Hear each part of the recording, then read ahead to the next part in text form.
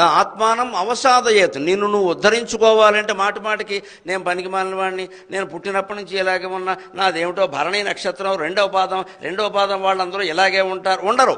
అనవసరంగా నిన్ను నువ్వు బాగు చేసుకోవడం ఇష్టం లేక బద్ధకమై మాట్లాడుతున్నావు ఈ నక్షత్రాల గురించి, జాతకాల గురించి. నువ్వు బాగుపడతానంటే ఏ గ్రహం నీకు అడ్డంగా లేదు ఇక్కడ, నీ బుద్ధి అనే శని గ్రహం తప్ప. వీడికి బద్ధకం, వీడు పుస్తకం చదవడు, వీడు పోటీ పరీక్షలకు వెళ్ళాడు. వీడు ఏమంటాడు, వీడు నాకు శని మహర్దశ నడుస్తుంది, ఏం నడవట్లా, నీ బుద్ధే నడుస్తుంది అక్కడ. అలా అయితే అంతకంటే గొప్ప దశలు ఉన్న వాళ్ళందరికీ ఉద్యోగాలు వచ్చేయాలి కదా. ఎందుకు ఇవన్నీ పిచ్చి నమ్మకాలన్నీ ఇక్కడ? నా ఆత్మానం అవసాదయేత్, నిన్ను నువ్వు ఉద్ధరించుకోవలసిందే. నిన్ను నువ్వు ఎప్పుడూ కించపరుచుకుంటూ మాట్లాడొద్దు. అంత మాత్రం చేత స్వశక్తితోనే అయిపోతుందని ఎక్కడా చెప్పలా. గ్రహాలు అనుకూలంగా ఉన్నా నీ ప్రయత్నం లేకపోతే ఫలించదు. నీ ప్రయత్నం ఒక్కటి ఉంటే సరిపోదు. అందుకే మనకు కొన్ని ముహూర్తాలు శుభలక్షణాలు ఉంటాయి. మన మీద మనకి నమ్మకం ఉండాలి, మన పుట్టించిన భగవంతుడి మీద నమ్మకం ఉండాలి. అప్పుడే ఉద్ధరింపబడ్డం జరుగుతుంది.